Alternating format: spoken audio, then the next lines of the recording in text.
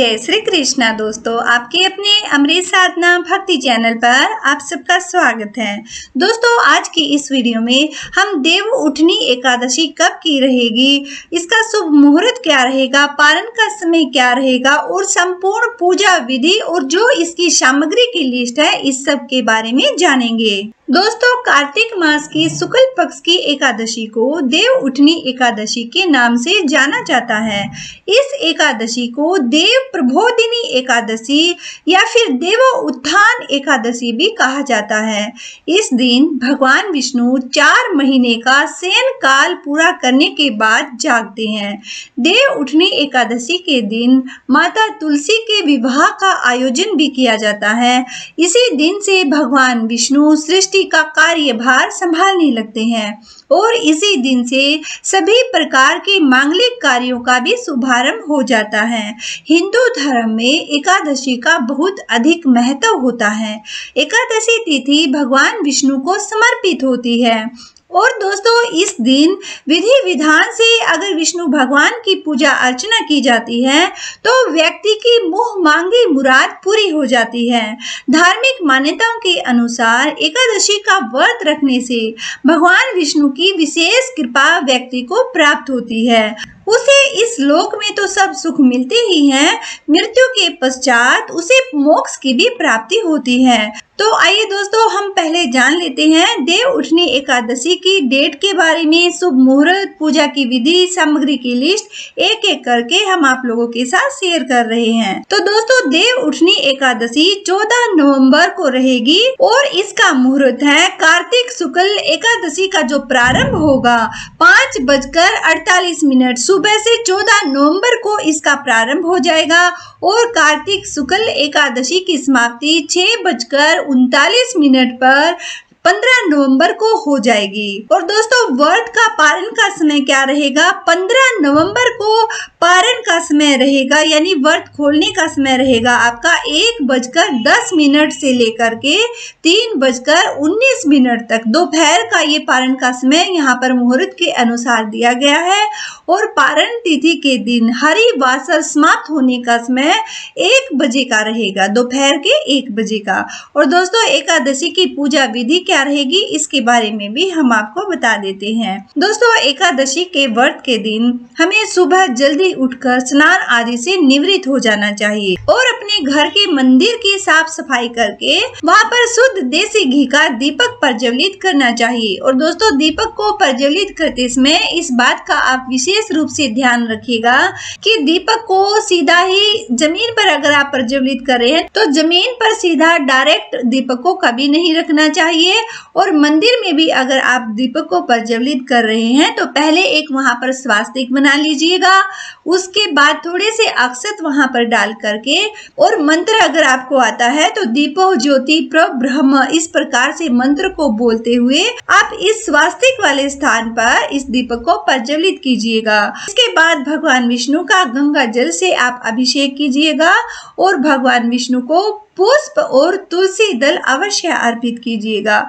तुलसी दल के बगैर आपका देवउठनी एकादशी का व्रत या व्रत के बगैर भी अगर आप पूजा कर रहे हैं तो वो आपकी संपूर्ण नहीं होगी। और दोस्तों, अगर आप लोगों से संभव हो सके तो इस एकादशी का व्रत अवश्य रखना चाहिए। और देवउठनी एकादशी के दिन तुलसी विवाह भी होता है। और व्रत अगर आप रख रहे हैं तो व्रत को रखने से पहले भगवान के सामने आपको संकल्प लेना चाहिए। संकल्प लेते समय दोस्तों क्या करना होगा आपको, जब आप दीपक को प्रज्वलित करेंगे, श्री हरि को प्रणाम करेंगे तो अपने दाहिने हाथ में शुद्ध जल लेकर के पुष्प आप रख लीजिएगा और भगवान विष्णु का ध्यान करते हुए उनकी प्रतिमा को देखते हुए अपने व्रत का आप संकल्प कीजिएगा कि हे भगवान, आज आपकी इस एकादशी का व्रत मैं जो अगर आपकी कोई मनोकामना है तो वो मनोकामना आप कह दीजिएगा, अन्यथा आप कह सकते हैं कि भगवान आपकी प्रसन्नता के लिए, आपकी कृपा प्राप्ति के लिए मैं इस एकादशी के व्रत को जिस प्रकार से अब आपको करना है, निराहार रहकर करना चाहते हैं या निर्जल रखना चाहते हैं या फलाहार पर आप व्रत को करना चाहते हैं, उसी तरह से अपने व्रत का आप संकल्प कीजिएगा। और दोस्तों, अगर आप पूर्ण रूप से स्वस्थ हैं तो तो ही आप निर्जल व्रत कीजिएगा, अन्यथा आप फलाहारी व्रत कीजिएगा। इससे भी आपको बड़ा शुभ फल प्राप्त होगा। और दोस्तों, प्रबोधिनी एकादशी के दिन तुलसी का विवाह भी किया जाता है। इस दिन भगवान विष्णु के शालिग्राम अवतार और माता तुलसी का विवाह किया जाता है और इस दिन माता तुलसी और शालिग्राम भगवान की विधि विधान से पूजा करनी चाहिए। और दोस्तों, जब आप षोडशोपचार से धूप दीप नैवेद्य से भगवान का पूजन कर लेंगे, व्रत का संकल्प कर लेंगे, तो आपको एकादशी की कथा का श्रवण या पठन अवश्य करना चाहिए। और कथा करने के बाद भगवान की आरती करना मत भूलिएगा, क्योंकि दोस्तों अगर आप कोई भी व्रत कर रहे हैं, कोई भी पूजा कर रहे हैं, तो भगवान की आरती के बिना आपकी वह पूजा संपूर्ण नहीं होती है। और दोस्तों, भगवान को भोग अवश्य लगवाना है और भगवान के भोग में सुविधा अनुसार आप उनको सारी चीजों का, जो मौसम के फल है, मिष्ठान है, आपके घर पर जो भी आपने शुद्ध चीजें बनाई हैं, सात्विक चीजें बनाई हैं, उनका भगवान को आपको भोग लगाना है। और दोस्तों, इस बात का विशेष रूप से ध्यान रखिएगा कि भगवान को सिर्फ सात्विक चीजों का ही भोग लगाया जाता है और एकादशी के दिन चावल का प्रयोग बिल्कुल नहीं करना है, हो सके तो छूना भी नहीं चाहिए। और भगवान विष्णु के भोग में तुलसी पत्र को आपको जरूर से जरूर शामिल करना है। ऐसा माना जाता है कि बिना तुलसी के भगवान विष्णु भोग ग्रहण नहीं करते हैं। और दोस्तों, इस पावन दिन पर भगवान विष्णु के साथ ही माता महालक्ष्मी की पूजा आपको अवश्य ही करनी है। और इस दिन भगवान का अधिक से अधिक आप ध्यान कीजिएगा। हर प्रकार की बुराई से आप बचे रहिएगा। क्रोध करना, द्वेष करना, किसी का अपमान करना, ये सब वर्जित कार्य होते हैं। किसी के भी प्रति हिंसा भाव, द्वेष भाव व्रत के दिन आपको नहीं रखना चाहिए। और दोस्तों, एक महामंत्र हम आपको बता रहे हैं, जितना हो सके मानसिक रूप से या फिर वाचिक रूप से इस मंत्र का आप जप कीजिएगा। मंत्र इस प्रकार से है, ओम नमः भगवते वासुदेवाय, ओम नमो भगवते वासुदेवाय। इस महामंत्र का आप जाप करते रहिएगा। और दोस्तों, अगर आप कर सकते हैं तो एक और मंत्र हम आपको बता रहे हैं, ओम शांताकारं भुजगशयनं पद्मनाभं सुरेशं विश्वाधारं गगन सदृशं मेघवर्णं शुभांगं लक्ष्मीकांतं कमलनयनं योगिभिर्ध्यानगम्यं वंदे विष्णु भवभयहरं सर्वलोकै एकनाथम।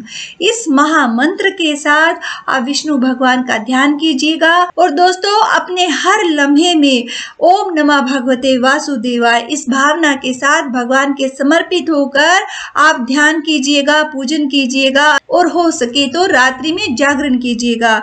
एक चीज का ध्यान अवश्य रखिएगा, अगर आप रात्रि में जागरण नहीं कर सकते हैं तो बिस्तर पर आपको बिल्कुल नहीं सोना चाहिए। भूमि पर ही कोई कपड़ा बिछाकर आपको शयन करना चाहिए। और अगर शादीशुदा है तो आपको संयम से रहना चाहिए। तो दोस्तों, ये तो कुछ विशेष नियम हो गए जो कि आपको एकादशी के दिन जरूर फॉलो करने चाहिए। अगर आप व्रत रख रहे हैं तो भी इन नियमों का पालन करना चाहिए और अगर व्रत नहीं भी रख रहे हैं तो भी आपको इन नियमों का पालन करना चाहिए। और अपने घर में भूल कर भी कोई तामसिक चीज ना लेकर आए, लहसुन प्याज इत्यादि का बिल्कुल सेवन ना कीजिएगा। आइए दोस्तों, अब हम जान लेते हैं एकादशी व्रत की जो पूजा की सामग्री है उसकी लिस्ट आप कैसे तैयार करेंगे।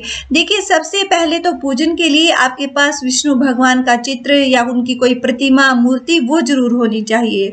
फिर भगवान के अर्पण करने के लिए पुष्प, नारियल, सुपारी, फल, लौंग, धूप, दीप, घी, पंचामृत, तुलसी दल, चंदन और मिष्ठान, ये मुख्य चीजें हैं। इनको अपने पूजन में आप जरूर शामिल कीजिएगा। ओके दोस्तों, आज के लिए बस इतना ही। उम्मीद करते हैं वीडियो आप लोगों को जरूर पसंद आई होगी। तो वीडियो को ज्यादा से ज्यादा आप शेयर कीजिएगा। अगर पसंद आई है तो लाइक भी कीजिएगा और चैनल पर अगर आप फर्स्ट टाइम विजिट कर रहे हैं तो चैनल को सब्सक्राइब कर लीजिएगा। साथ ही बेल आइकन को प्रेस कर लीजिएगा ताकि चैनल पर जो भी वीडियो अपलोड की जाए उसका नोटिफिकेशन आप लोगों तक सबसे पहले पहुंच सके। ओके दोस्तों, वीडियो अगर पसंद आए तो कमेंट सेक्शन में जय श्री कृष्णा जरूर लिखिएगा। ओके, तो फिर मिलते हैं दोस्तों किसी नई जानकारी के साथ। जय श्री कृष्णा।